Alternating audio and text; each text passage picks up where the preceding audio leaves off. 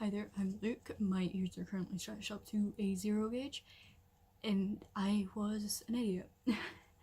So, you may be looking at this video title and be wondering, what does that mean? It's probably going to be something along the lines of, I did something wrong while stretching my ears or something. And you're probably going to think, oh, it was a blowout, or oh, you tore your earlobe. It was actually way worse than that. So if you've watched any of my videos before, you may notice me wearing this. This is a plug. It is currently a 0 gauge. Alternatively, I've also had 2 gauge and all the way down the line to 14 gauge. However, you may be wondering, okay, well, you're holding your 0 gauge plug right now. What's in your ear? And if I just show you, nothing. So if you haven't seen any of my videos before and you're just a ear stretching fanatic, the first thing you may have noticed when I showed you this plug, if I show you it closer, it's acrylic. And I'm sure I've made a lot of people cringe then. And a few months ago, if you'd have asked me, why are you stretching with acrylic? You can be at risk of infection and stuff, and it's non-porous. No, it's porous and stuff. I would have been like, I don't care. It's, if I clean my ear every day, it'll be fine. I'm here to tell you that that's not the case.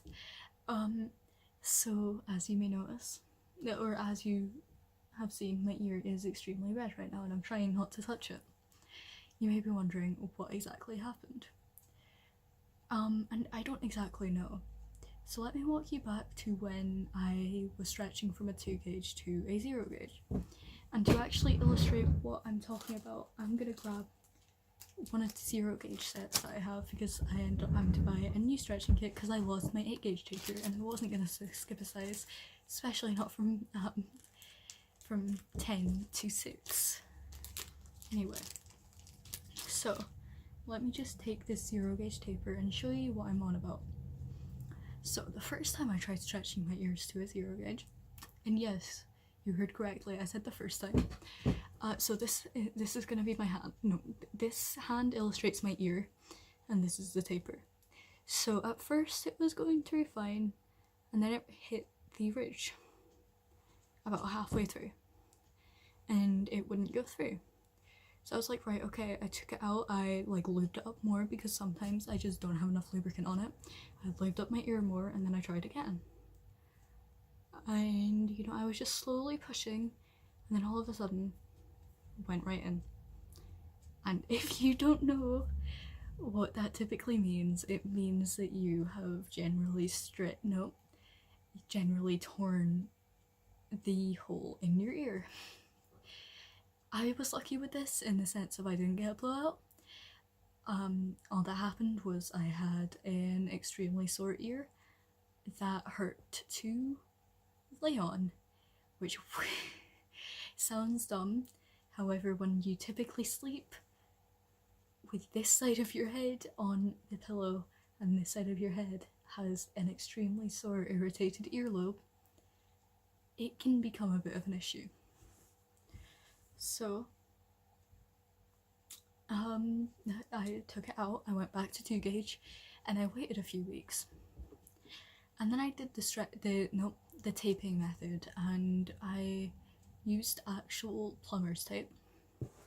I don't know why we had it laying around our house. I think it might have been when my auntie's boyfriend came over to do certain parts of the house, but we had plumber's tape lying around our house, and so I began to use that for the taping method, and I managed to successfully get up to the point where the 0 gauge taper just slid right in, which was fine. I wasn't worried about that. And so then I put in the plug, and for about a week or 2 it was fine. Completely fine. It just, it didn't hurt or anything. It just, it was just regular. It didn't feel like anything really. You may have noticed that I said for about a week or 2 instead of, oh, and that was it was fine. that's because about 3 weeks later, like 2 to 3 weeks later, I noticed that the back of my ear had a crusty bit on it. It was like a crusty ring, which sounds lovely. And it was also slightly red. So I was like, right, okay, I'll probably go away on its own. I'll just wash it with salt, with just regular water every day. And then it didn't go away, and so I was like, right, okay, I'll use salt water. And that began to work.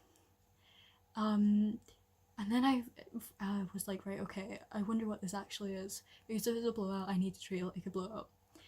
And so I Google searched it, and there was a guy on Reddit who had the same issue.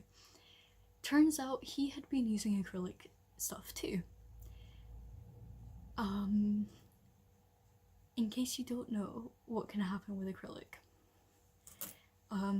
certain types of acrylic, after a bit, can start, after it reaches a certain temperature and it stays there for a bit, for example, body temperature, it can begin to leach off toxic chemicals. So I had this plug in my ear, and what most likely happened was it reached the actual, like, the temperature it needs for the toxic stuff, for the toxic chemicals to leach out. It began leaching into my ear. So now I have an earlobe that's extremely irritated. And you may be thinking, well, how are you going to treat it? So far I've just been using TCP, which is, in case you didn't know, it's an antiseptic liquid and it has a number of uses. Essentially what you do is you take 1 part water and 1 part TCP, and you apply it as necessary. And of course, everybody's first thought is, well, like, should you really be using that in your ear? And that was my first thought too, because I didn't know if it was suitable for internal, technically speaking, use, or if it was just external. It is suitable for internal use. It fights, well, obviously you shouldn't ingest it, but it fights like sore throats and cuts and grazes and bites and stings, so open wounds are completely fine. However, you may have noticed that I've not put anything back into my earlobe, and if I were watching this video and it were me, if somebody else was making this video and I were watching it back, I would probably be thinking, right, well, is that them finished stretching for good? No, it's not. I really want to reach my goal size, maybe more. So I've ordered an actual stretching kit. Yay, go me. And what I mean by actual stretching kit is, I mean, like, instead of this shit, oh, I swore, it's steel. It's from Body J for You. It should be here tomorrow. But if it's not, I'm not really that bothered. I'm probably just gonna put a 2 gauge back in it for a bit, maybe even a 4 gauge, and begin stretching this ear up. Which, this ear looks slightly disgusting right now, and I'm aware of that. It's because I have a little bit of a scar there. I don't know why. I think my body just overproduced scar material, which has happened to my earlobes more than you'd imagine. More than you'd want to imagine, even. But yeah, that is the story of what I've done stupidly to my ear. Let me retry that. That is a stupid thing I did while stretching my earlobe. Now, if you were to ask me, a few months ago, Luke, what would you say to people who are planning to stretch with acrylic? I would have said, you know what, do what you want, it's your body. And part of me still wants to say that. However, part of me also wants to tell you to look at the risks and assess them. Not assess them even. And then assess if you want to go through the pain of having to disinfect your ear every day, multiple times a day. And inevitably have to order a new stretching kit because your dumbass couldn't wait to stretch up, or you know, couldn't wait to get proper money, so you, like more money, so you could get an actual stretching kit instead of one for £2 like this one was. On the bright side though, I still have quite a bit of stretching balm left, and it's like completely natural stretching balm. So I don't need to order more of that. Knowing me, I probably will though. But for now, yeah. This probably made a lot of people who know the risks cringe. Though I hope everybody comes to the conclusion that they are happy that I have finally realised that I was a dumbass and that I shouldn't have stretched with acrylic to begin with. Because I remember looking at like everybody who stretched with acrylic and I was like, okay, well, that's fine, you know, yay, everybody who, well, generally people who've stretched with acrylic are fine. Like, you know, nothing. Thank you for watching this video. If you liked it, feel free to like it.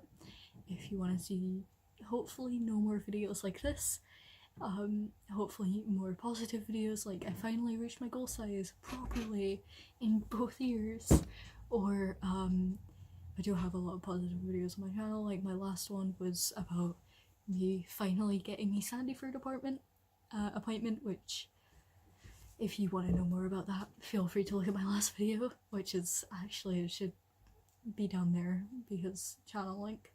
But yeah, thank you for watching, and hopefully I will see you in the next video. Bye.